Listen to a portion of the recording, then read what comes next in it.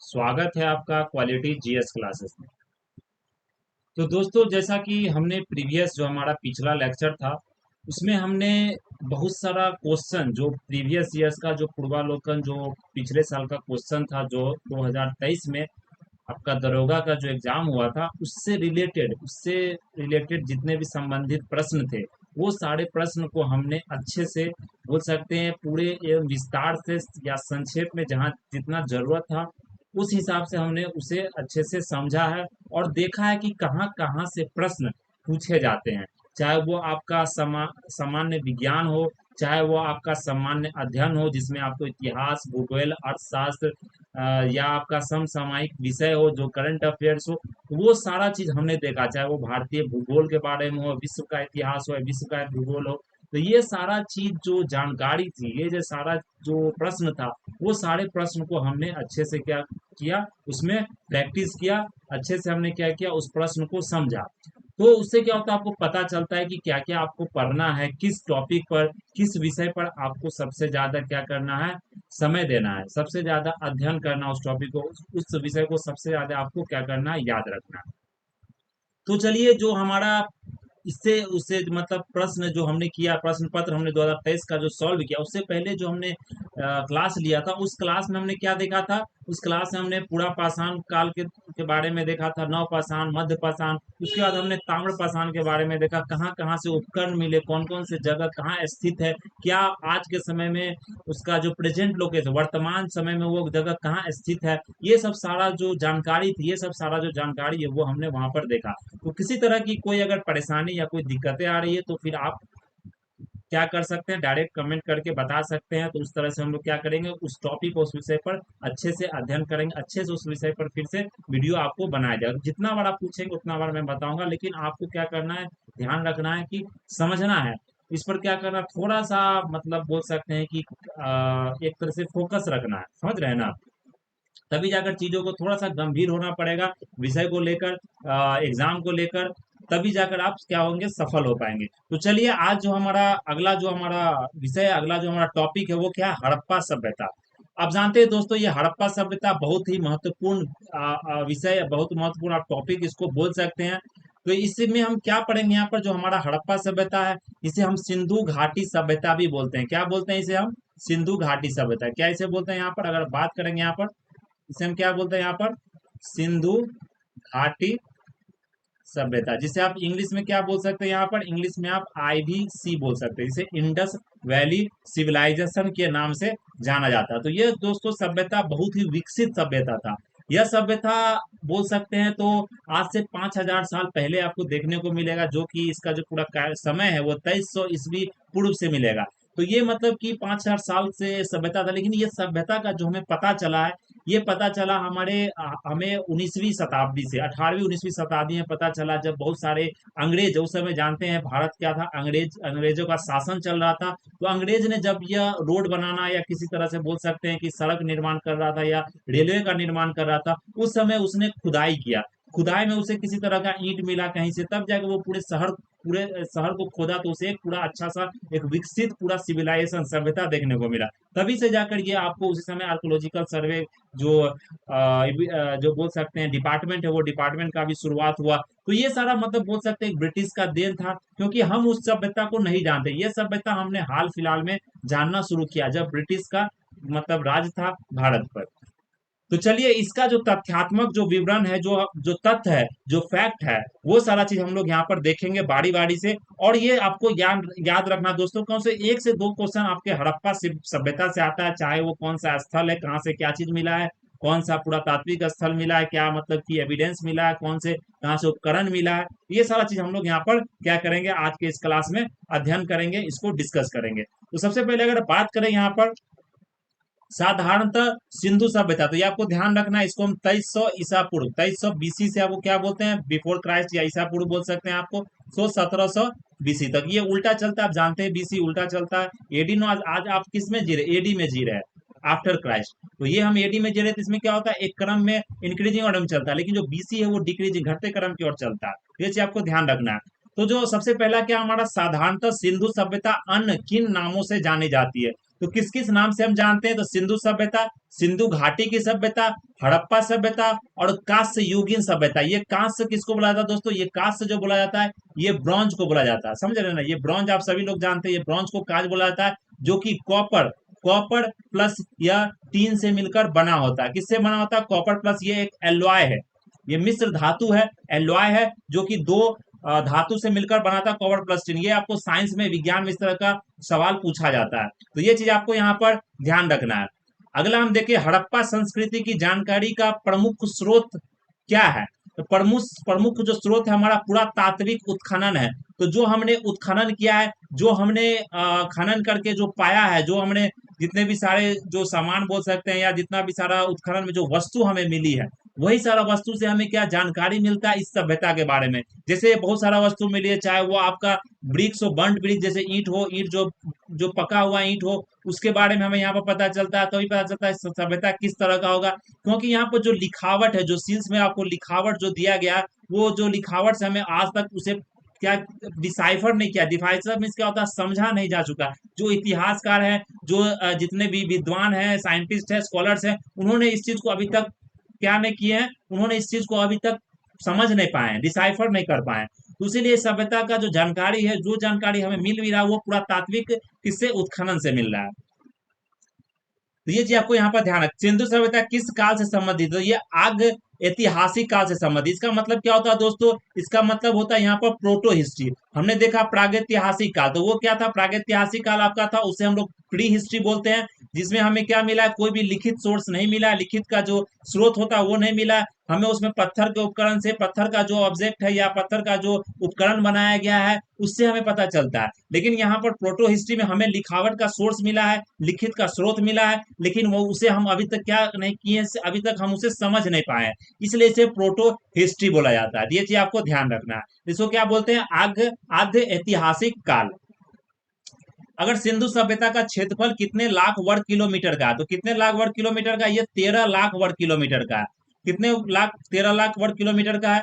Radio carbon जो C14 होता है दोस्तों, C14 या C14 बोल सकते हैं, इसके द्वारा जो विश्लेषित सिंधु सभ्यता का सर्वाधिक मान क्या है? C14 से में क्या होता है? जो ऑर्गेनिक होता है, जो ऑर्गेनिक प्रोडक्ट या ऑर्गेनिक जो किस तरह का वस्तु होता है, जैसे आप देख सकते हैं कोई भी मतलब कि ये चट्टान उट्टान का नहीं करता, ये फॉसिल्स का करता है, जो कि मतलब जीवित जो ऑर्गेनिक है, समझ रहे हैं ना? जैसे इंसान का हो गया या किसी तरह का आपको पेड़ पौधा का हो गया, उससे ये पता चल जाता है कि ऑर्गेनिक कितना C14 आपको घटता है। तो उससे हम क्या करते हैं? इसके उम्र को, इसके एज को डिफाइन करते हैं या डिटरमाइन करते हैं। तो ये चीज पता लगाते हैं, उससे हम एज, किसी का एज के बारे में, किसी के उम्र के बारे में। तो ये C14 से हमें जो पता चला सिंधु घाटी सभ्यता का पूरा जो तिथि है, कहाँ से कहाँ तक ये मतलब पूरा चला था सिंधु घाटी सभ्यता, तो लगभग ये लगभग अप्रोक्स वैल्यू आपको याद रखना है, ये 2300 ईसा पूर्व से 1700 ईसा पूर्व। कितना से? 2300 ईसा पूर्व से 1700 ईसा पूर्व तक इसका पूरा तिथि है। विभिन्न स्थलों से प्राप्त असंशोधित रेडियो कार्बन 14 के आधार पर हड़प्पा संस्कृति। तो जैसे आरंभिक हड़प्पा संस्कृति, ये उतना ज्यादा महत्वपूर्ण नहीं है, आपसे इतना ज्यादा डिटेल में, इतना ज्यादा अंदर जाकर नहीं क्वेश्चन आपसे या प्रश्न पूछा जाएगा। तो ये आपको याद, इतना जो लगभग है ये समय आपको याद रखना, 1700 ईसा पूर्व तक। हड़प्पा सभ्यता की आकृति कैसी है? तो आकृति इसका क्या है? त्रिभुजाकार है। क्या है? त्रिभुजाकार, ये ट्रायंगल का शेप है, इसका आकृति इस तरह का है। हड़प्पा संस्कृति मानी जाती है ये कांस्य युगीन तथा आद्य ऐतिहासिक। आद्य ऐतिहासिक हमने देखा प्रोटो हिस्ट्री, कांस्य युगीन क्या हो गया? Bronze age. इस ब्रॉन्ज एज को या ब्रॉन्ज आपको पीरियड को पूरा क्या बोला जाता है? हड़प्पा संस्कृति माना जाता है। तो इसलिए इसका हड़प्पा नाम क्यों पड़ा दोस्तों? ये सब आप ही लोग जानते होंगे, सब लोग जानते होंगे, अगर नहीं जानते तो सुन लीजिए इस चीज को। ये हड़प्पा शब्द है इसलिए इसलिए बोला जाता है क्योंकि जो सबसे पहला खोज किया गया था वो हड़प्पा का किया गया था, जो कि दयाराम साहनी द्वारा 1921 में किया गया था। तो जो हड़प्पा खोज, जो इतिहासकार हमारे स्कॉलर थे, दयाराम साहनी हिस्टोरियन थे, जो मतलब एक्सकवेटर थे, आर्कोलॉजी डिपार्टमेंट से, उन्होंने यह क्या किया था? खनन किया था। तो हड़प्पा से इसलिए जो सबसे पहला सभ्यता, इसलिए हम क्या बोलते हैं जनरल में पूरे सभ्यता को एक तरह से हड़प्पा सभ्यता के नाम से ही जानते हैं। अब आपको क्या ध्यान रखना है दोस्तों? जो हड़प्पा सभ्यता फैला हुआ, जो पूरे कंट्री में, जो पूरे विश्व में, जो बोल सकते हैं पूरे इंडिया में जो ये आपको फैला हुआ है, अगर बात करें हम यहाँ पर, अगर मैप की हम यहाँ पर बात करें, तो आपको यहाँ पर देखने को मिल जाएगा जो ये हड़प्पा सभ्यता जो पूरा ये फैला हुआ है, समझ रहे हैं ना? तो जो ये हड़प्पा सभ्यता आपको पूरा जो फैला हुआ है, देख सकते हैं, ये भारत का हमारा क्या है? मैप है। ये आपको यहाँ पर ध्यान रखना है, ये भारत का मैप है।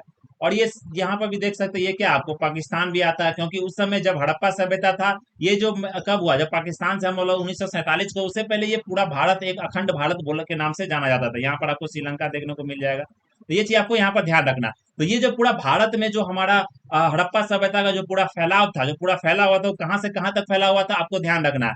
तो ये चीज आपको मैप यहाँ पर ध्यान रखना। तो ये नॉर्थ डायरेक्शन है, सभी जानते हैं उत्तर का दिशा है। तो यहाँ पर अगर देख सकते हैं, तो ये आपको यहाँ पर ध्यान रखना, ज्यादा ये दक्षिण भारत तक नहीं फैला हुआ था, ये दक्षिण में आपको महाराष्ट्र तक फैला हुआ था। कहाँ तक फैला हुआ था? ये महाराष्ट्र तक फैला हुआ था, जो कि जगह का नाम क्या है? दैमाबाद। क्या नाम है जगह का? दैमाबाद।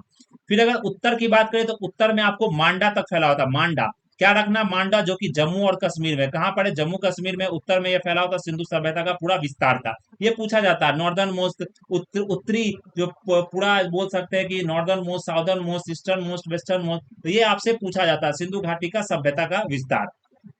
फिर अगर यहाँ पर देखें,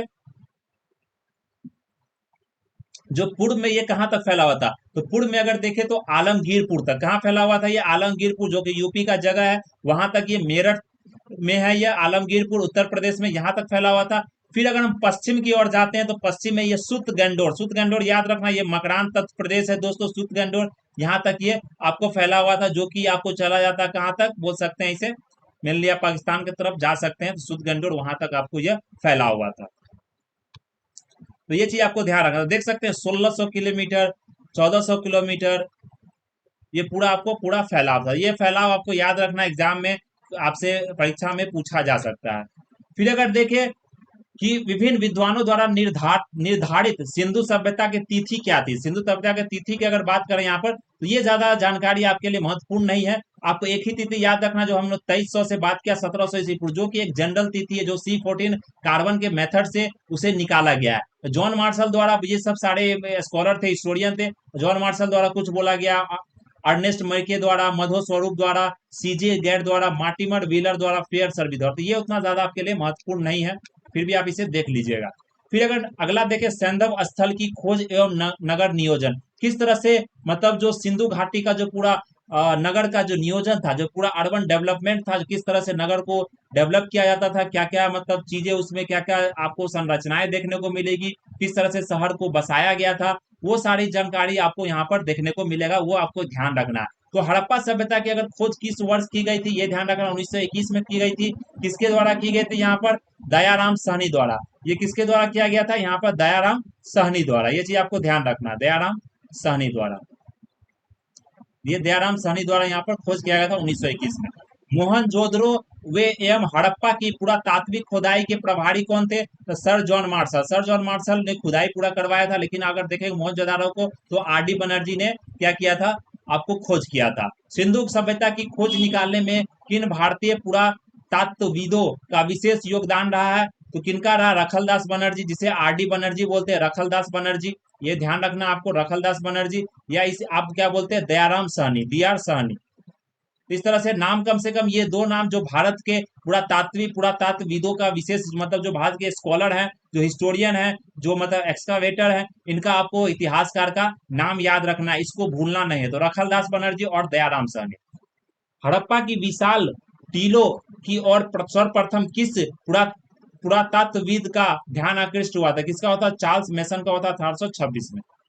हड़प्पा का उत्खनन करने वाले प्रथम पुरातात्विद, जो जिसके महत्व को नहीं समझ पाए थे, कौन थे? एक कनिंघम। ये उतने महत्व को नहीं समझ पाए थे, ये इसको बना तो दिया गया था, क्योंकि इसे फादर ऑफ आर्कोलॉजिकल एविडेंस ही बोला जाता है, पिता जनक बोला जाता है इंडिया में आर्कोलॉजिकल पूरा डिपार्टमेंट का। लेकिन ये इसे उतना ज्यादा मतलब नहीं था इस खोज में, क्योंकि ये चाहता था उतना पैसा हम इसमें क्या करें, इन्वेस्ट नहीं करें, क्योंकि ये चाहता था कि इस तरह से भारत में क्या करें, हम ज्यादा से ज्यादा चीजों को यहाँ से उठा के बाहर ले जाए, मतलब विदेश ले जाए, वहां पर हम क्या करें, विकास करें। तो यहाँ पर लोगों को क्या करता था, ये सिर्फ एक्सप्लॉइट करता था, यहाँ के लोगों को क्या करता था, ये सिर्फ बोल सकते हैं उत्पीड़न करता था। तो ये सब इस तरह का जनरल, जो समय का जितना भी गवर्नर जनरल वाइस होता है, उसका यही काम होता था। अगर यहाँ पर देखिए, पूर्ण विकसित हड़प्पा सभ्यता लगभग कितनी शताब्दियों तक जीवित रही थी? ये 6 शताब्दी तक जीवित रही थी। हड़प्पा सभ्यता को सिंधु सभ्यता का नाम किस विद्वान ने दिया था? सर जॉन मार्शल ने दिया था। किसने दिया था हड़प्पा सभ्यता को सिंधु सभ्यता का नाम? सर जॉन मार्शल ने दिया था। फिर हड़प्पा एवं मोहनजोदारो की एक विस्तृत साम्राज्य की जुड़वा राजधानी किस विद्वान ने कहा? स्टुअर्ट पिगट ने कहा था। स्टुअर्ट पिगट ने क्या कहा था कि हड़प्पा और मोहनजोदारो क्या एक विस्तृत साम्राज्य की जुड़वा राजधानी है। मतलब बोल सकते हैं कि जो पूरा इंडस वैली सिविलाइजेशन का, सिंधु घाटी सभ्यता का जो राजधानी हो सकता है वो हड़प्पा और मोहनजोदड़ो, क्योंकि सबसे ज्यादा जो विकसित शहर था, जो विकसित आपको स्थल था, वो आपको हड़प्पा और मोहनजोदड़ो था, जो साइट था आपको। मोहनजोदाड़ो को किस एक और नाम से जाना जाता था? इसे मृतकों का टीला, मौंड बोला जाता है दोस्तों, इसलिए मोहनजोदाड़ो का नाम ही होता है मौंड। यहाँ पर मतलब कि आपको मृतकों का टीला था पूरा, मतलब बोल सकते हैं बहुत सारे मुर्दा यहाँ पर आपको पाए गए, सब मुर्दा का ये टीला आपको यहाँ पर बना हुआ था। इसे मृतकों की टीला बोला जाता है मोहनजोदड़ो को, ये आपसे पूछा जा सकता है। मोहनजोदड़ो के किले व शहर की सबसे चौड़ी सड़क थी 7 व 11 मीटर।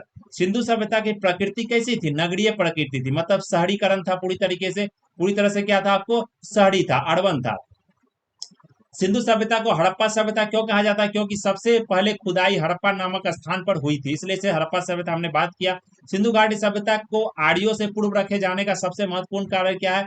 मृद भांड। मृद भांड है, क्योंकि यहाँ से किसी प्रकार का बोल सकते हैं कि जो एविडेंस था वो नहीं मिला था मृद भांड के हिसाब से, अगर आप देखें तो, इसलिए इसे आपको बोला जाता है कि आर्यन का कोई यहाँ पर, एक तरह से बोले तो कोई इन्वेजन या किसी तरह का आर्यन का यहाँ पर रहन सहन, मतलब बोल सकते हैं सभ्यता नहीं था। आर्यन उस समय यहाँ पर नहीं आया था, ये चीज आपको ध्यान रखना। इसलिए आर्यन का जो सभ्यता है उसे वैदिक एज के नाम से हम लोग क्या करते हैं? जानते हैं। फिर अगर अगला हम देखें, अगला जो हमारा क्या है, जो तथ्य है, अगला हमारा फैक्ट है, वो आपको ध्यान रखना है। तो वो हमारा तथ्य क्या है दोस्तों? तो वो है हमारा कि विशेष तथ्य, सिंधु घाटी की संस्कृति जो वैदिक सभ्यता से भिन्न थी, क्योंकि इनके पास नगरीय सुविधा थी। तो वैदिक हम लोग पढ़ेंगे आगे कि वैदिक सभ्यता या वैदिक मतलब कि क्या होता है, क्योंकि वैदिक में आप देखेंगे आर्यन का क्या हुआ था, पूरा बोल सकते हैं कि आगमन हो गया था भारत में, और बहुत सारे इतिहासकार ने उस चीज को वहां पर बताया भी था। तो ये चीज आपको यहाँ पर ध्यान रखना है। क्या रखना है यहाँ पर? ध्यान रखना है। चलिए अगला हम देखें, तो मृत जो भांड होता है दोस्तों, इसे मिट्टी का बर्तन बोला जाता है, क्योंकि मिट्टी के बर्तन से भी यहाँ बहुत सारा चीज पता चलता है। मृत जो भांड होता है, ये बहुत सारे स्टूडेंट कंफ्यूज कर रहे होंगे, नहीं जान लोगे तो इसको आपको ध्यान रखना। तो जो मृत भांड हमारा होता है, इसे क्या बोलते हैं यहाँ पर हम? इसे क्या बोलते हैं यहाँ पर अगर बात करेंगे तो ये, इसे हम मिट्टी का बर्तन बोलते हैं। क्या बोलते हैं? मिट्टी का बर्तन, चाहे वो घड़ा हो गया, चाहे वो तसली, किसी तरह का तसला हो गया, तो मृत भांड बोलते हैं। तो इससे हमें पता चल जाता है बहुत सारी चीजों के बारे में, इसमें किस तरह का रंग किया गया है, किस तरह के चित्रण किया गया है, कौन सी चीज से बनाया गया है, पता चल जाता है। तो विशेष तत्व में हमने क्या देखा? इनके पास नगरीय सुविधा थी, इनके पास चित्रलेखीय लिपि थी, मतलब जो पिक्टोग्राफिक जो हो जाता है कि मतलब किस तरह से चित्रलेखित, ये लिखावट इस तरह से था, इसलिए इसे अभी तक समझा नहीं जा चुका, इसे अभी तक बोल सकते हैं कि इतिहासकार ने अभी तक किसी तरह का कोई चीजें समझ नहीं पाई, डिसाइफर नहीं कर पाई है। इनके जो लोहा एवं रक्षा शास्त्रों का ज्ञान का अभाव था, तो इस समय लोहा आपका नहीं था, जो आयरन आप बोल सकते हैं, ये आयरन आपको नहीं था, इसे ध्यान रखना। कोई अगर हम देखें यहाँ पर किसी तरह का जो हॉर्स का, घोड़ा का भी हमें यहाँ पर कोई तथ्य नहीं पाया गया है, ये चीज आपको ध्यान रखना, घोड़ा भी नहीं पाया गया यहाँ पर। ये आपसे अगर एनसीईआरटी में दिया गया, लेकिन इस चीज को आपको गलत मानना है, क्योंकि ये जो इन्फॉर्मेशन ये बहुत पहले, क्योंकि एनसीईआरटी जो आर एस शर्मा जो इतिहासकार थे उनके द्वारा जो लिखा गया था स्कॉलर द्वारा, तो वो अब नहीं रहे, उन्होंने सबसे 1950-54 के समय में लिखा था। तो उस समय में ये चीज बताया गया था, लेकिन बाद में जब इतिहासकार या साइंटिस्ट ने या स्कॉलर्स ने, विद्वान ने जब खोज किया, जो उस पर पूरा रिसर्च किया, तो जब शोध किया तो देखा कि ये चीज आपको सही नहीं है। तो ये चीज ध्यान रखना, क्योंकि बहुत सारे एग्जाम में बीपीएससी या यूपीएससी ने इस चीज को गलत बताया कि घोड़ा का खोज नहीं हुआ।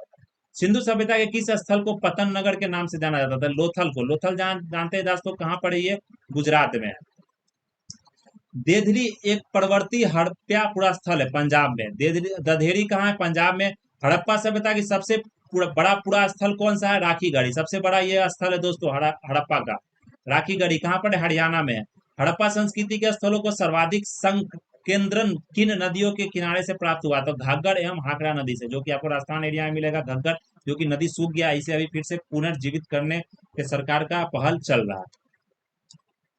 हड़प्पा सभ्यता के कच्ची ईंटों के किले बंदी किस काल का प्रदर्शित करते हैं? ये प्राक हड़प्पा काल का काल को बताती है, जो शुरू में ये शुरू हुआ था, बीच बीच में जो बोल सकते हैं कि जब मैच्योर हो गया, जो हड़प्पा काल जो आगे बढ़ने लगा, विकसित होने लगा, तो आपको जो ईंट का जो था वो भट्टी का पकाया हुआ ईंट से लोग मकान बनाते थे। गोदावरी नदी घाटी क्षेत्र परवरा नदी में विकसित संधव स्थल है दैमाबाद। दैमाबाद आपको गोदावरी नदी घाटी में मिलेगा। दैमाबाद किस नदी के किनारे स्थित है? ये तो परवरा नदी। ये पूछा जाता है नदी का कि किस नदी के किनारे कौन सा स्थल आपको मौजूद है। प्राक हिंदू सभ्यता और सिंधु सभ्यता के अवशेष किस स्थल से मिलते हैं? किस स्थल से यहाँ पर मिलते हैं? ये चीज आपको यहाँ पर ध्यान रखना है। तो ये जो आपको लिखा गया कि प्राक, जो सिंधु सभ्यता और सिंधु सभ्यता के अवशेष किस से प्राप्त मिलते हैं, बनावली और कालीबंगन से। तो ये बनावली और कालीबंगन, ये कालीबंगन कहाँ आपको राजस्थान में, ये बनावली आपको कहाँ हरियाणा में। मेसोपोटामिया अभिलेखा के उल्लिखित, मेसोपोटामिया जानते हैं दोस्तों, ये इराक को बोला जाता है। किसको बोला जाता है? इराक को बोला जाता है। कि मलुहा की पहचान किसके साथ की जाती है? सिंधु क्षेत्र से। किसके साथ की जाती है? यहाँ सिंधु क्षेत्र से आपको किया जाता है। तो ये चीज आपको यहाँ पर क्या रखना है, ध्यान रखना है। चलिए, अगर हम देखें हड़प्पा स्थल मांडा, जो भारत की सीमा के सबसे उत्तरी छोर, पश्चिमी छोर, सबसे पश्चिमी छोर, सबसे पूर्वी छोर और सबसे आपको दक्षिणी छोर, ये आपको ध्यान रखना। तो अंकित करता है किस नदी तट पर स्थित है? चिनाब नदी पर। जो पूर्वी छोर मांडा है, जो कहाँ पर है? जो जम्मू कश्मीर में। कहाँ पर ये आपको? जम्मू कश्मीर में, जो कि चिनाब नदी तट पर स्थित है। अगला देखिए, अगला हमारा क्या है कि जो हड़प्पा संस्कृति का वह कौन सा पुरा स्थल है जहां से दुर्ग तथा नीचे के नगर दोनों अलग अलग प्राचीर से घिरे हुए मिलते हैं? तो कालीबंगा में ये दिखेगा आपको, क्योंकि उस समय का दो तरह का घर बनाया जाता है दोस्तों। दो तरीके से, दो मतलब स्थल टाइप से बनाया जाता है। जैसे कि दो तरह का, एक लोअर हाउस अपर, सिटाडल भी बोला जाता है इसको, क्या सिटाडल बोला जाता है। तो ये आपको ऊपर का एक घर होता था, इस तरह से राजा रजवाड़ा का जो घर होता था वो, ये आपको ध्यान रखना है। ये मतलब किला की तरह होता था, फिर बीच में यहाँ पे घेराव होता था, ये पूरे तरीके से घेरा होता था। और नीचे आपको थोड़ा थोड़ा छोटा छोटा झोपड़ी मिलेगा, छोटा छोटा झोपड़ी मिलेगा। तो यहाँ पर झोपड़िया मतलब झोपड़ी नहीं होता था वो भी मतलब ईंट का ही घर होता था, लेकिन वो छोटा होता था साइज में। तो ये सब उससे क्या होता था, बोल सकते हैं कि जो सामाजिक, जो बोल सकते हैं कि संरचना में क्या था, यहाँ पर थोड़ा सा आप देख सकते हैं, डिस्क्रिमिनेशन नहीं बोल सकते, स्ट्रेटिफिकेशन था, मतलब बांटा गया था। कि लोग मतलब जो अपर अपर क्लास के लोग हैं, जो मतलब ज्यादा एडमिनिस्ट्रेटिव पोजीशन पे या किसी तरह के प्रशासनिक सेवा में है, या कोई बड़े व्यापारी हैं, तो उस तरह के लोग क्या करते थे, सिटाडल में रहते थे। और जो मतलब कि लेबर क्लास के लोग हैं, जो लोअर क्लास के, मिडिल क्लास के फैमिली, वो आपको लोअर टाउन में रहते थे। सैंधव वासियों का निर्माण क्षेत्र के ज्ञाता था, कूपों का निर्माण, स्तंभों का निर्माण और नालियों का निर्माण। तो ये सब निर्माण आप देखेंगे आज के समय में भी बहुत सारे, जो कैपिटल है, बहुत सारा जो राज्य है, वो इस चीज को आपको, जैसे चंडीगढ़, तो चंडीगढ़ पूरा जो सभ्य, चंडीगढ़ का जो पूरा विकास हो रहा है दोस्तों, इसी सभ्यता के आधारित पर किया जा रहा है। क्योंकि इस सभ्यता में जो नालियों का निर्माण था, ड्रेनेज सिस्टम था, वो बहुत ही बढ़िया, बहुत ही अच्छा था। यहाँ पर सारे ड्रेनेज सिस्टम को, नालियों को ढका जाता था, और उसको इस तरह से ढका जाता था कि किसी तरह से कोई गंदगी ना जाए, और किसी तरह से अगर जाम हो जाता है उसे आप निकाल कर आज के समय पटना का वो हालत देख सकते हैं, बीच में ही नाला हुआ। मुझे आज तक नहीं समझ में आया कि बीच में वो नाला क्यों बनाते हैं, और ढक्कन खोल कर वो चले जाते हैं। कितना लोग उसी में गिर जाते हैं, कितना मतलब जख्मी हो जाते हैं, बुरी तरीके से हॉस्पिटलाइज हो जाते हैं। तो और कितने की मतलब कि जान भी चली जाती है, कभी गाड़ी घुस जाता है, कभी कुछ चला जाता है। तो ये सब दोस्तों बोल सकते हैं क्या है, प्रशासनिक बोल सकते हैं, या एक मतलब सरकारी मतलब कि फेल्योर की तरफ से आप बोल सकते हो, मतलब पूरा सरकार फेल है इस चीज को करने में। तो मतलब शहर का जो विकास कर रहे हैं, तो आपको मतलब नालों को, स्तंभों को, या बोल सकते हैं कि पूरे शहर को, रोड को, ये सब सारा विकास कीजिएगा, तभी मतलब समाज का भी विकास होता है। तो ये सब सारा जो सिस्टम है, इसको विकास करना जरूरी होता है। तो चलिए, जो नालियों का निर्माण को सबसे मतलब कि अच्छा, और सबसे मतलब कि वो तो बोलते इसी नाम से आपको जाना जाता है। फिर अगर कच्छ क्षेत्र की बात करें, जो स्थित हड़प्पीय सब स्थल है, ये क्या, देसलपुर, सुरकटोड़ा एवं धौलावीरा, ये कच्छ क्षेत्र में आपको स्थित है, मतलब कि बोल सकते हैं गुजरात स्टेट में। धौलावीरा जो कच्छ क्षेत्र किस द्वीप पर स्थित है? ये कादिर द्वीप पर। कौन सा द्वीप है ये? आइलैंड है कादिर द्वीप। तो ये चीज आपको यहाँ पर ध्यान रखना। अगला हमारा क्या है, खंबात क्षेत्र में स्थित हड़प्पीय स्थल है। कौन सा स्थल वहां पर स्थित है?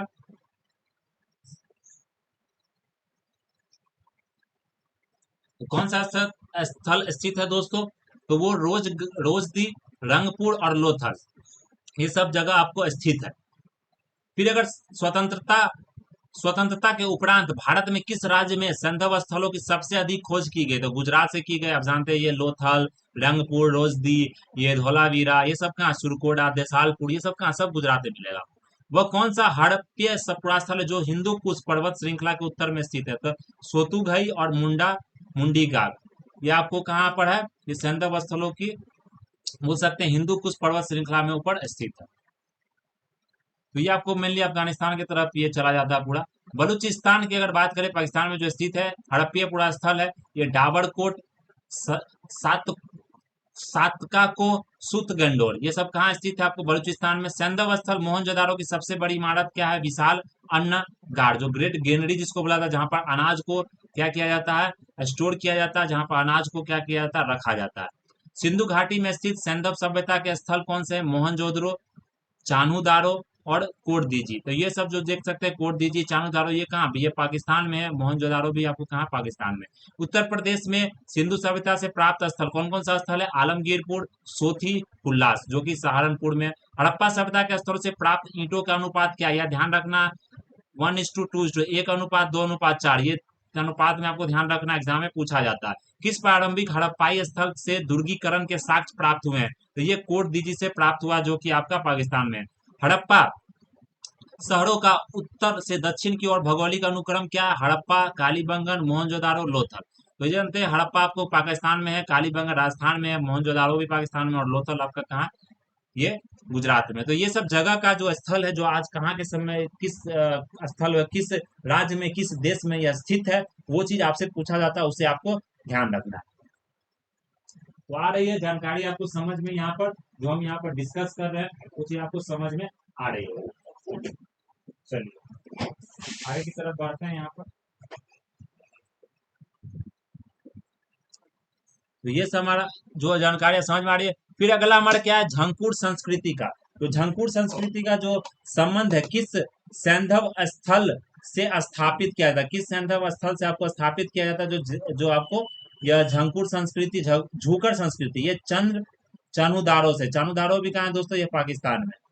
झूकर संस्कृति का संबंध किससे है, परवर्ती हड़प्पीय संस्कृति से। भारतीय उपमहाद्वीप के किस भाग में हड़प्पा संस्कृति का उदय हुआ, तो उत्तर पश्चिमी भाग में। तो देखेंगे ज्यादा दक्षिणी में आपको नहीं मिलेगा, जो भी मिलेगा न ज्यादा पूर्वी में मिलेगा, ये कहाँ हुआ, उत्तर पश्चिमी भाग में हुआ।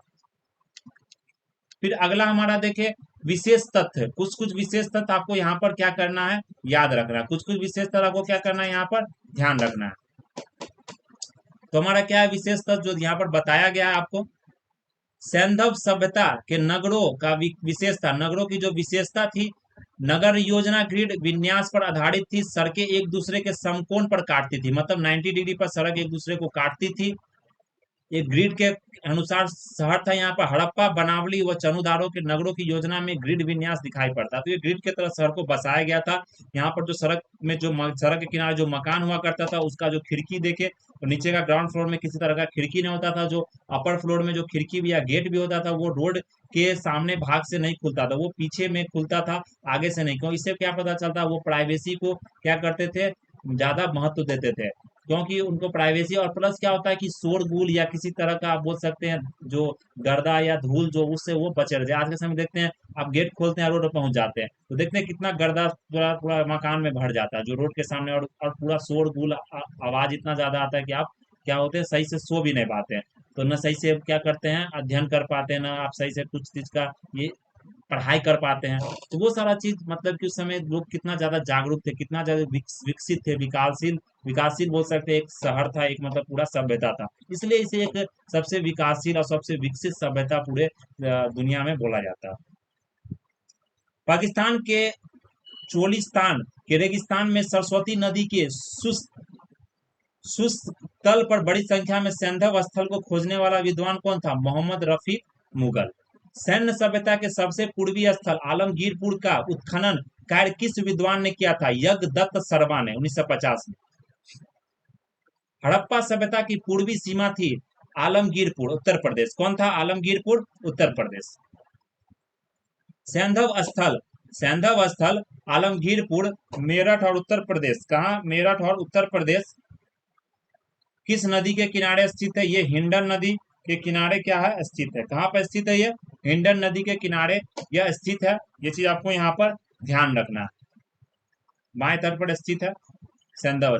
किस हड़प्पाई स्थल से चेन्नई के कार्य की दक्षिण प्रस्तर का प्रयोग कच्ची ईंटों के साथ किया जाता था, तो धोलावीरा से। सैंधव, धोलावीरा कहाँ दोस्तों, गुजरात में। सैंधव सभ्यता के किस स्थल से मध्य नगर का प्रमाण प्राप्त हुआ था, धोलावीरा से। धोलावीरा में अगर कहीं देखें तो वो दो तरह का नगर होता था, या उच्च नगर या आपको नीचे का नगर होता था, लेकिन धोलावीरा में देखे तो तीन पार्ट में बांटा गया था। यहाँ पर उच्च नगर था, बड़ा बड़ा बिल्डिंग था, यहाँ छोटा छोटा मकान था। यहाँ सबसे यहाँ पर मतलब थोड़ा यहाँ के जो लोग काम कर वहां रहते थे, यहाँ लेबर क्लास रहते थे। इस तरह का ये तीन स्थल में आपको बटा हुआ था, तीन पूरा मतलब कि बोल सकते स्थल में बटा हुआ था। फिर अगर सैंधव सभ्यता की बात करें यहाँ पर, किस स्थल से गोदावरी का साक्ष्य प्राप्त हुआ था? लोथल से हुआ, जो कि गुजरात में है। कहाँ से है? ये गुजरात में है। सैंधव स्थल चनुदारो के उत्खनन कार्य का निर्देशन किस विद्वान ने किया था? EJ H मेके ने। किसने किया था? ब्रिटिश है EJ H मेके ने। राजस्थान के कालिंबा का और हरियाणा के बनावली हड़प्पा पूर्व अवस्था को क्या कहते हैं? चालकोलिथिक, ताम्रपाषाणी कहते हैं। तांबा का बर्तन यहाँ मिलेगा आपको, तांबा का, कॉपर का यहाँ पर माइन भी मिलेगा, मतलब खनन जो बोलते हैं, पूरा घाटी यहाँ पर बनाया है जिससे यहाँ पर आपको कॉपर तांबा निकाला जाता है। सैंधव सभ्यता का प्रसिद्ध नगर हड़प्पा किस नदी तट पर स्थित है? यह रावी नदी के तट पर स्थित है। हड़प्पा जो है रवि नदी या रावी बोलते हैं आप उसे, लेकिन अगर हम इंडस की बात करें तो जैसे मोहनजोदारो, वो इंडस सिंधु नदी के किनारे स्थित है। वह कौन सा हड़प्पा स्थल है जो दुर्गीकृत नहीं था? चानूदारो, इसे घेरा नहीं गया था। चानूदारो दुर्गी में क्या होता है? पूरी तरह से फोर्टिफिकेशन आपको किया जाता है, उसे दुर्गीकृत बोला जाता है। फिर अगर अगला देखें हम यहाँ पर, अगला हमारा क्या है यहाँ पर? प्रस्तुर मूर्तियां और मृण मूर्तियों, मोहरे और लिपि कहाँ कहाँ से क्या चीज पाएगा वो देखते हैं। हड़प्पा सभ्यता के बहुतायत मात्रा में मुद्राओं का निर्माण किया गया। सेल खड़ी पर किया गया। कहाँ? सेल खड़ी पर। सिंधु सभ्यता की मोहरों पर किस पशु का अंकन नहीं किया गया था? गाय और घोड़ा का नहीं किया गया, चीज आपको ध्यान रखना। गाय घोड़ा नहीं था दोस्तों उस समय, मुहर पर नहीं लगाया गया। सिंधु सभ्यता की मुहरों एवं टेराकोटा की कलाकृतियां पर किन पशुओं का अंकन है? टेराकोटा क्या होता है दोस्तों? ये मिट्टी का जो खिलौना होता है, जो मिट्टी को जो पका के जो बनाया जाता है, मिट्टी का खिलौना, उसे हम टेरा, जैसे आप देखते हैं ना गांव के अभी मेला में जाते हैं, जैसे आज आप क्रॉकरी जिसको बोलते हैं, जो सब मिट्टी का, चिकनी मिट्टी का बर्तन होता है, कप होता है, इसमें आप चाय पीते हैं, समझ रहे ना? तो लोग आप घर में सजाते हैं, तो बड़े बड़े जो लोग हैं वो उस तरह का चीजों में वो खाते पीते हैं। तो लेकिन जो पहले जो आप देखेंगे गांव के मेलों मेला में जाएंगे, आज के समय जब भी दुर्गा पूजा का मेला चल रहा था, आप गांव में जाएंगे तो देखेंगे मिट्टी का बहुत सारा खिलौना बनता है। जैसे आप, और उसका जो आकार होता है दोस्तों उतना ज्यादा स्मूथ और अच्छे से नहीं बना, क्योंकि वो सस्ता होता है, 10 रुपया 20 रुपया में आपको मिल जाएगा। जैसे कोई कुम्हार सब आपको वहां पर बनाते रहते हैं, समझ रहे हैं ना? और वो सस्ता मिलता है। किसी मतलब कि वो गुड़िया का मतलब मूर्ति बना हुआ है, किसी खिलौना का बना हुआ है, समझ रहे हैं ना? या बोल सकते हैं किस तरह से राजा का तरफ से बने से उसे अभी सामा चकेवा का खेल होता है बिहार में, सभी जानते हैं। उसमें आप देखेंगे मिट्टी का वही टेराकोटा फिगर बनता है। थोड़ा सा उसमें अजीब तरीके से आपको लगेगा मुंह हाथ कान बनाया जाता है वो पूरा, लेकिन वो भी मतलब कि एक मतलब सभ्यता के हिसाब से वो चला आ रहा है। जो आज के समय में हम बिहार में इस तरह की चीजों को अभी भी क्या करते हैं, मतलब कि मनाते हैं, इस चीज को अभी भी प्रमोट करते हैं आपको। तो चलिए देखते हैं। तो यहाँ पर बोला गया है कि टेराकोटा के जो कलाकृतियां पर किन पशुओं का अंकन मिलता है? तो किन पशुओं का मिलता है? एक श्रृंगी, ये यूनिकॉर्न जिसको बोलते हैं, एक श्रृंगी मतलब एक सिंह का, जो मतलब आपको किसी तरह का एक पशु है जिसका एक सिंह है। हाथी का देखें तो हाथी का ही मिलेगा आपको। गेंडा का मिलता है, हिरन का मिलता है, बाघ का मिलता है, भेड़ा का मिलता है। या भेड़ा, या इसको आप यहाँ पर ये भी बोल सकते हैं कि यहाँ पर हिरन, तो हाँ हिरन का या बाघ भेड़ा, तो ये 5-6 जानवर आपको देखने को मिलेंगे। इसमें हमें किसी तरह से लायन, जिसको आप शेर बोलते हैं, शेर का नहीं मिलता, इसको ध्यान में नहीं रख, इसको याद नहीं रखना। घोड़ा नहीं मिलता हमें, ये भी नहीं रखना। सिंधु सभ्यता में मिट्टी के बर्तनों पर समानतः किस रंग का प्रयोग किया गया था? लाल रंग का प्रयोग किया गया। सिंधु घाटी के निवासियों की सभ्यता के जानने का मूल स्रोत क्या है? मोहरे है। जो मोहर है जिसे सील बोला जाता है। सिंधु सभ्यता किस धातु की जानकारी मिलती है?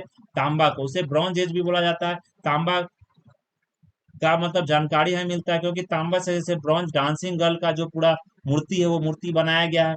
संदर्भ सभ्यता में किस स्थल से हड़प्पा लिपि में बहुत बड़े बड़े अक्षरों में लिखा हुआ एक अभिलेख साइन बोर्ड प्राप्त हुआ? ये धोलावीरा से मिला है। सिंधु सभ्यता के माप तौल का क्या अनुपात था? तो माप तौल आपको बाइनरी में था दोस्तों।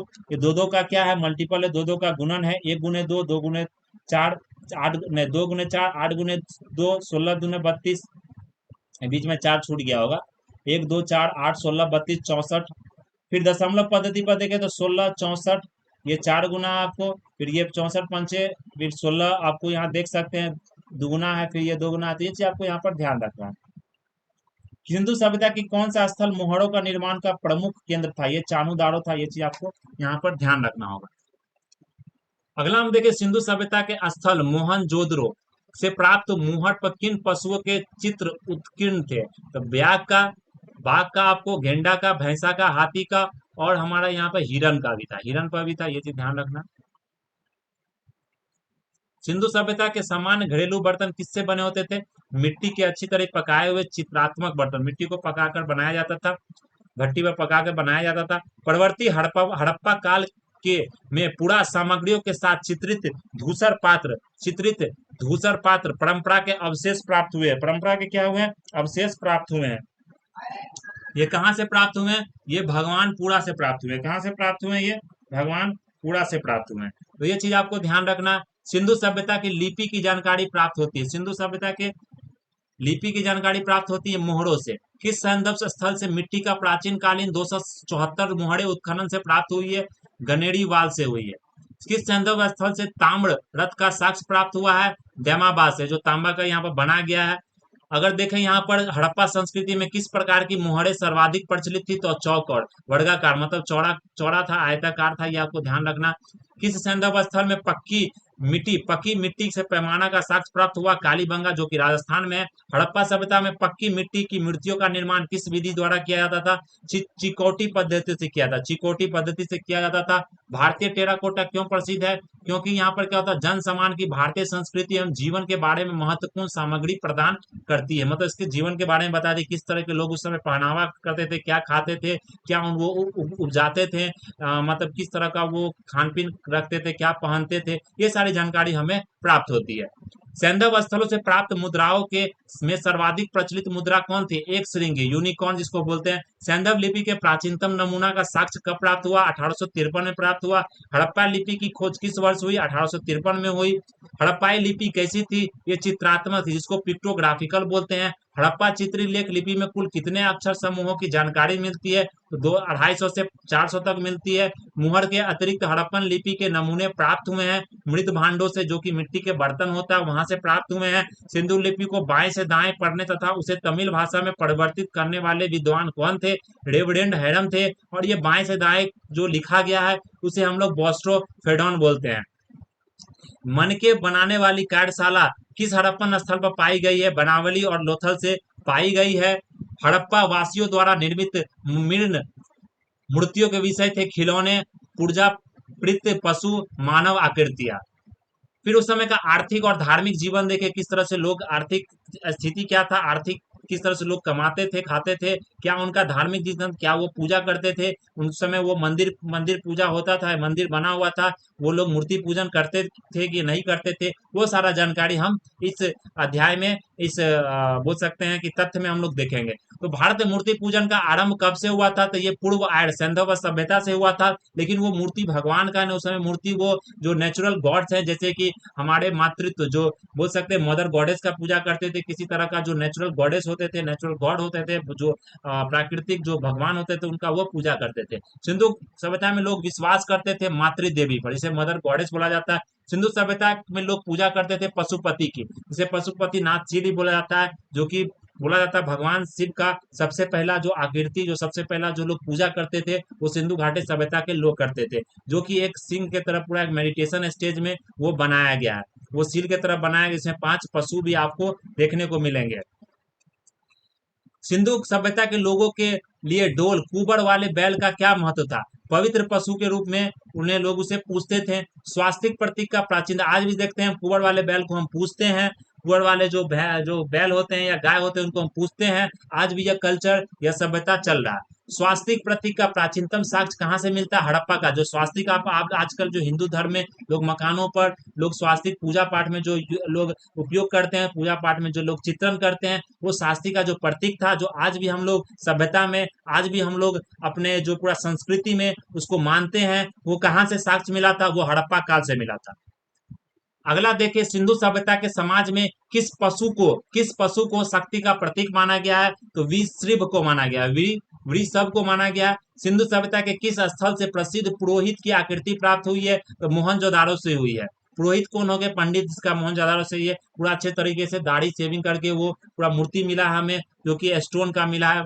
किसका मिला है? वो बोल सकते हैं रेड स्टोन, जिसको आप बोल सकते हैं कि लाल पत्थर का मिला है।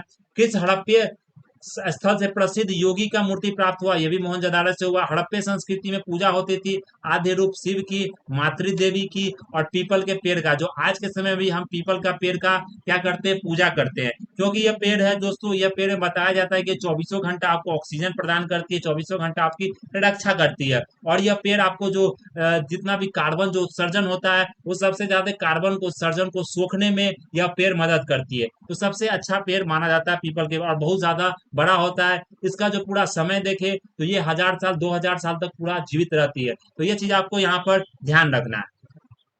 अगला बात करें हम लोग हड़प्पा सभ्यता के किन स्थलों से चौकार गोल अग्निकुंड के साक्ष्य पाए गए हैं, तो ये लोथल और कालीबंगन से पाए गए हैं। सैंधव सभ्यता के किस स्थल से चावल का साक्ष्य मिला है, तो ये लोथल से मिला है। किस प्राचीन सभ्यता के साथ सिंधु घाटी सभ्यता से संबंध स्थापित थे, इराक, जिसे मोसोपोटामिया ही बोला जाता है, क्योंकि वहां से हमें मुद्रा जो क्या बोल सकते हैं आपको सीड मिला है। सैंधव सभ्यता के किस वस्त्र का प्रयोग का साक्ष्य प्राप्त हुआ है, तो सूती वस्त्र। अगर देखें दोस्तों तो पूरे दुनिया में, पूरे विश्व में जो सबसे पहले सूती वस्त्र का, जो कॉटन का, जो कपास का खेती किया गया है, जो कपास का हमें साक्ष्य मिला है, वो कहाँ मिला है, सिंधु घाटी सभ्यता से मिला है। तो आपसे पूछा जाएगा अगर कहाँ से मिला है, तो भारत सबसे पहला कपास की खेती किया है, और यहीं से हम क्या करते थे, बाहर हम निर्यात करते थे, वो अंग्रेज काल के समय में।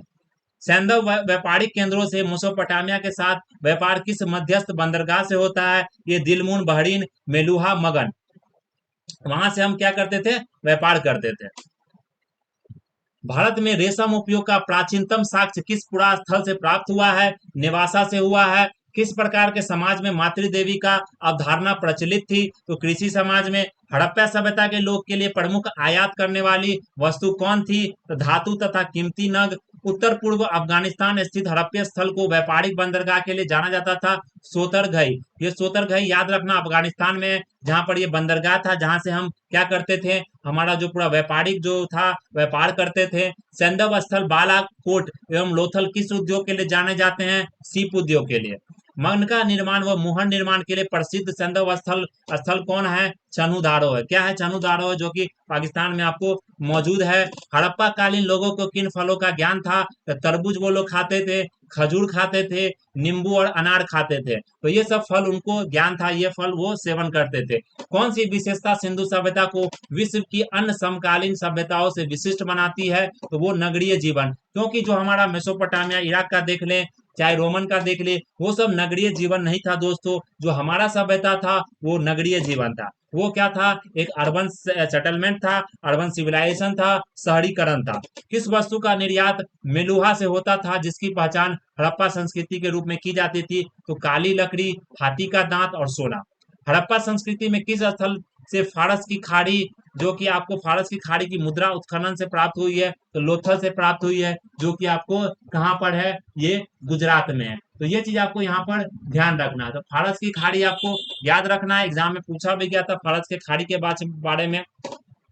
चलिए, पर्शियन गल्फ जिसको बोला जाता है। यूनानियों को कपास का ज्ञान भारतीयों से हुआ, वह इसे किस नाम से पुकारते थे, वह इसे सिंडन नाम से। यूनानी कहाँ से दोस्तों थे, तो यूनानी आपको ग्रीक से आते थे, ग्रीक जो ग्रीस है वहां से आते थे। तो इनको जो भारत में जो प्राप्त हुआ, यहाँ से वो कपास की, जो कपास का वो क्या करते थे, निर्यात करते थे, मतलब यहाँ से आयात करते थे, हम लोग इसे निर्यात करते थे। तो ये सिंडन नाम से उसे लोग जानते थे। सैंधव सभ्यता के लोगों को किन धातुओं का ज्ञान था, टीन का ज्ञान था, तांबा का ज्ञान था, सोना चांदी का ज्ञान था, लेकिन लोहा का ज्ञान नहीं था। प्राचीन भारत के वजन मापने की इकाई क्या कहलाती थी, रक्तिका, रक्ति, रक्तिका, रक्तिका।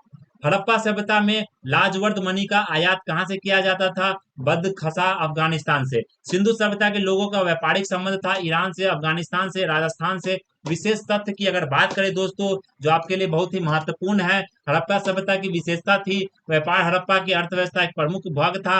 हड़प्पा लोग अंतरदेशीय और सामुद्रिक दोनों व्यापार करते थे। आज ही के समय में हम सिर्फ अंतरदेशीय या इंटरनेशनल कोई व्यापार नहीं कर, मतलब नहीं शुरू किए हैं। ये हम लोग मतलब की समझिए हजारों साल से कर रहे हैं, 5000 साल से हम लोग ये चीज कर रहे हैं। उत्खननों से कांसे और पक्की मिट्टी के बैलगाड़ी के नमूने तथा साथ ही नाव के चित्रण युक्त मुहरे प्राप्त हुई है।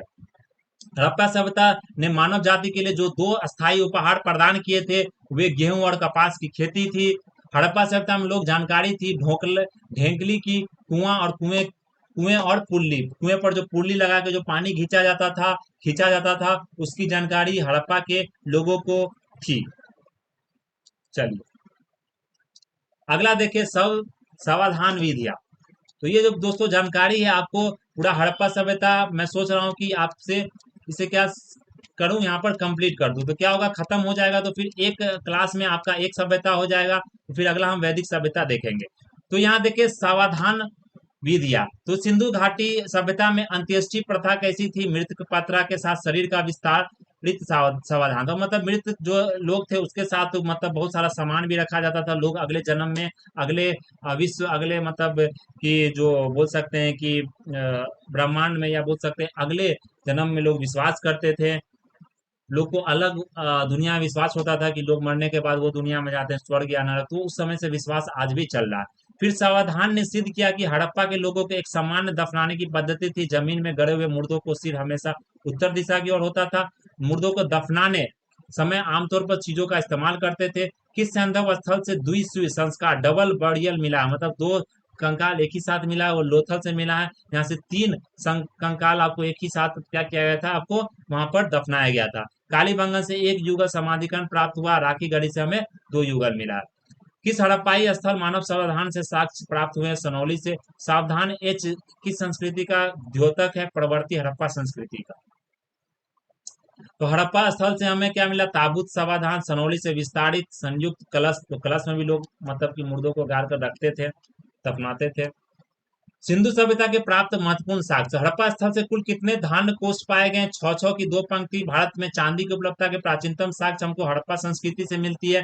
किन राज्यों में हड़प्पा संस्कृति सभ्यता के अवशेष पाए गए, पंजाब, जम्मू कश्मीर, हरियाणा, गुजरात, महाराष्ट्र, राजस्थान, उत्तर प्रदेश। हड़प्पा स्थल से प्राप्त अन्न गार किस देशों में अवस्थित था, नगर के पश्चिमी द्वार के पास। सैनव सभ्यता को के किस स्थल से कब्रिस्तान एच संस्कृति के साक्ष्य प्राप्त हुआ है, ये किस स्थल से हुआ, हड़प्पा से हुआ है। हड़प्पा संस्कृति से प्राप्त युद्ध शस्त्र कौन थे, धनुष और तीर थे। संदूक साधु घर संबंध विख्यात वृक्ष मृदा प्राप्त हुए हैं, मोहनजोदारो से हुए हैं। विशाल स्नानघाट किस सैंधव पुरास्थल से प्राप्त हुए, मोहनजोदड़ो से हुए हैं। किस सैंधव स्थल में पुजारी का प्रस्तर प्राप्त मूर्ति हुई है, ये भी मोहनजोदड़ो से हुआ है। हड़प्पा सभ्यता में किस स्थल से कांस्य नर्तकी की प्रतिमा प्राप्त हुई, जिसे ब्रॉन्ज डांसिंग गर्ल बोलते हैं। ये नाचने के पूरा पोजीशन मतलब पोज में ये पूरा मतलब कि एक हमें कांस्य का ब्रॉन्ज का एक पूरा स्टैचू मिला है, एक प्रतिमा मिला है, ये भी मोहनजोदड़ो से मिला, जो कि पाकिस्तान के म्यूजियम में रखा गया है। और ये भारत ने भी अभी इसका एक बोलते हैं प्रोटोटाइप बनाकर इसे दिल्ली के म्यूजियम में रखा है। किस सैंधव स्थल से मानव अस्थित पंजर के निकट एक बकरे का स्थित पंजर प्राप्त हुआ, मोहनजोदड़ो से हुआ। एक मुद्रा पर एक व्यक्ति बाघ से लड़ता हुआ अंकित है, वह साक्ष्य किस हड़प्पन स्थल से प्राप्त हुआ, मोहनजोदड़ो से हुआ। सिंधु सभ्यता के किस स्थल से मृण पट्टिका पर उत्कीर्ण सिंह युक्त देवता का कृति प्राप्त हुआ, कालीबंगा से, जो कि राजस्थान में है। सिंधु सभ्यता के किस स्थल से जूते हुए खेत, जो खेत आप जोतते हैं, खेत का साक्ष्य प्राप्त हुआ है, ये कालीबंगन राजस्थान से हुआ है। हड़प्पा के किन स्थलों से हड़प्पा पूर्व अवस्था से साक्ष्य प्राप्त हुए हैं, ये कालीबंगन राजस्थान, बनावली हरियाणा से हुआ है। अग्नि वेदिकाओं अथवा अग्नि पूजा के साक्ष्य किन सैंधव स्थल से प्राप्त हुए, कालीबंगन एवं लोथल से हो, जहाँ पर अग्नि का ये पूरा बनाया गया था, जहाँ पर लोग हवन करते थे, इस तरह का साक्ष्य प्राप्त हुआ है। किस सिंधु सभ्यता से किस स्थल से भूकंप का आरंभिक साक्ष्य प्राप्त हुआ, कालीबंगन राजस्थान से हुआ है। सैंधव सभ्यता के किस स्थल से नाली का निर्माण में लकड़ी कुरेदकर का प्रयोग किए जाने का साक्ष्य प्राप्त हुआ, यह भी कालीबंगन राजस्थान से हुआ है। हड़प्पा सभ्यता का किस स्थल पर रक्षा प्राचीरों से निचले नगर में के भी घिरे होने का स्पष्ट साक्ष्य प्राप्त हुआ, कालीबंगन से हुआ है, राजस्थान में। अगला क्या हमारा सैंधव सभ्यता के किस पुरास्थल से दुर्ग के साथ अग्निकुंड का साक्ष्य प्राप्त हुआ, कालीबंगन से हुआ है। अगर यहाँ देखें कालीबंगन से प्राप्त चबूतरे निर्मित थे मिट्टी के ईंटों से। घाती दांत का पैमाना किस हड़प्पा पुरस्थलीय पुरास्थल से प्राप्त हुआ, लोथल से हुआ है। सिंधु सभ्यता की कौन सी संरचना पक्की ईंटों से निर्मित विशालतम संरचना है, लोथल का गोदीवाड़ा। सिंधु सभ्यता के किस स्थल से प्राप्त एक भांड पर एक दृश्य अंकित है, जो पंचतंत्र की सुविदित लोक कथा चालक लोमड़ी की याद दिलाती है, वह स्थल लोथल है, जो कि आपको गुजरात में है। हड़प्पा सभ्यता का वह स्थल जहां से एक नौका का घाट मिला है, लोथल गुजरात से मिला है। किस सैंदव स्थल को एक उन्नत जल प्रबंध व्यवस्था का साक्ष्य प्राप्त होता है? धोलावीरा, जो कि आपको गुजरात में है। सिंधु सभ्यता का संदर्भ में शैलकृत स्थापत्य का प्रमाण कहाँ से प्राप्त हुए हैं? धोलावीरा, जो कि गुजरात में है। वो कौन सा सैंदव स्थल है जो 3 भागों से विभक्त है? धोलावीरा, जो गुजरात में है। किस सैंदव स्थल के सभ्यता की पहली खगोलीय वेधशाला पाई गई है? धोलावीरा, गुजरात से पाई गई है।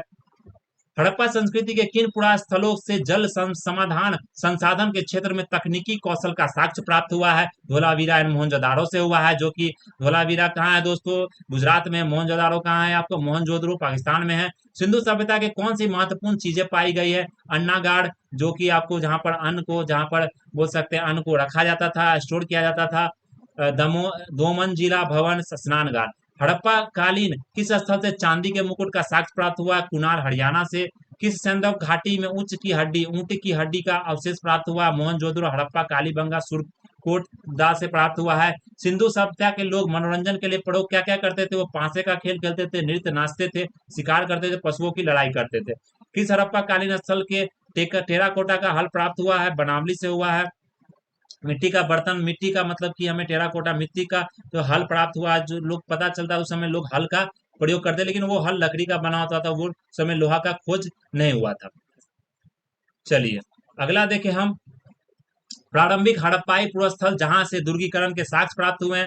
कोट दीजी से हुए हैं, जो कि पाकिस्तान में है। हड़प्पा सभ्यता के किस उत्खनन से घोड़े की अवस्थियां प्राप्त हुई? सुरकुटोडा से, जो कि गलत है, घोड़े की अवस्थियां हमें प्राप्त नहीं हुई। ये इंफॉर्मेशन आपको याद नहीं रखना है।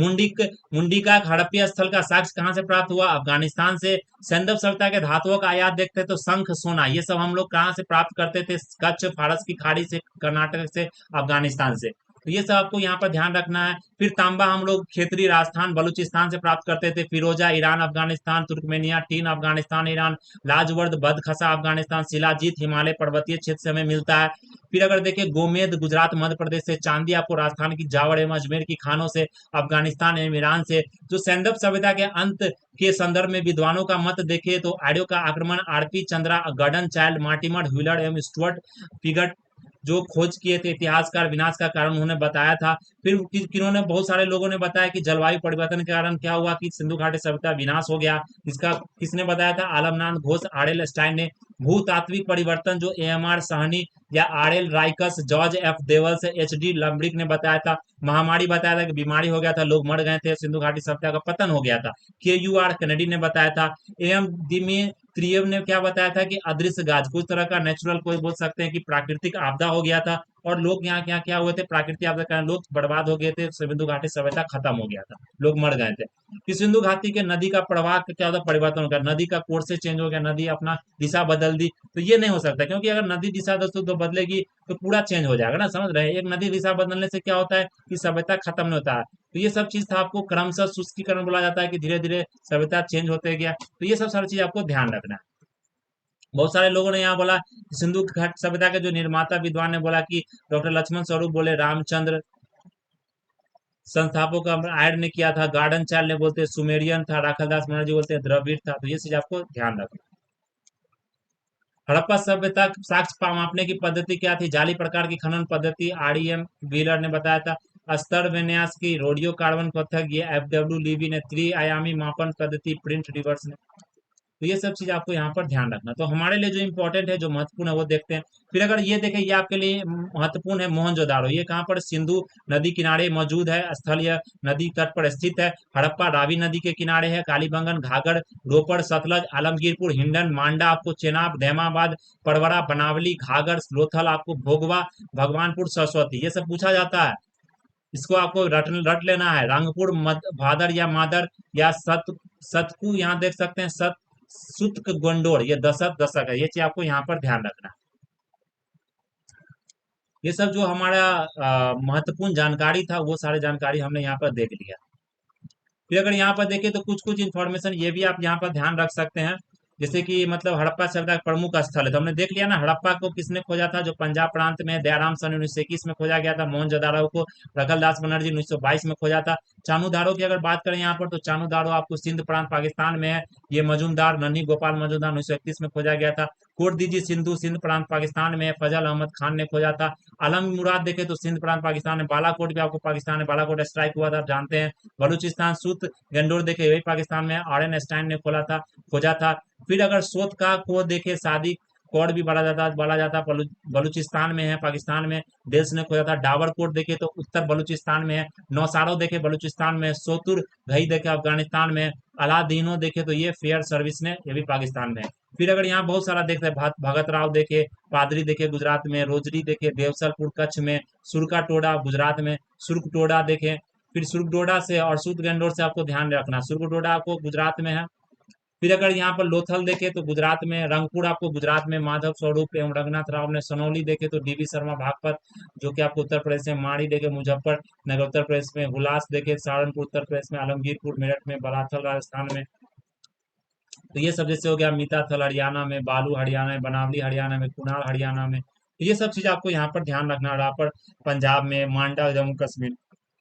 तो ये सब जितनी जानकारी है दोस्तों, ये आपको याद रखना है। बिना याद किए हुए कोई चारा नहीं, आपको पढ़ना पड़ेगा। एग्जाम निकालना है, आपको परीक्षा पास करना, मेरिट लिस्ट में आपको नाम लाना है, वर्दी पहनना है, तो मेहनत करना पड़ेगा। तो मेहनत कीजिए। आज से दोस्तों जानते हैं 7वीं शुरू हो गया है, तो बहुत बहुत हार्दिक शुभकामनाएं आपको दुर्गा पूजा का। तो आप घूमिए मेला, मेला अच्छे से घूमिए, उसमें कोई दिक्कत नहीं है। लेकिन उसके साथ साथ पढ़ाई कीजिए। मेला क्या है, शाम में जाइए 1-2 घंटा 3 घंटा आप घूम लीजिए, उसके बाद फिर आइए, फिर सुबह से दिन से पढ़िए, फिर 2-2 घंटा घूमिए। तो आपका क्या होगा कि माइंड भी रिफ्रेश होगा, आप अच्छे से क्या कर सकते हैं, पढ़ाई भी कर सकते हैं। तो चलिए दोस्तों, हमारा जो सेशन है, जो आज का हमारा जो क्लास था, जो हमने अभी देखा, जो हमने अभी पूरा अच्छे से समझा, उस चीज को पढ़ा, वो सारा चीज हमने क्या किया यहाँ पर डिस्कस किया। तो वो सारी जानकारी हमने यहाँ पर ध्यान रखा। तो दोस्तों आज के लिए हम लोग यहाँ पर इतना ही रहने देते हैं। धन्यवाद। जय हिंद, जय भारत।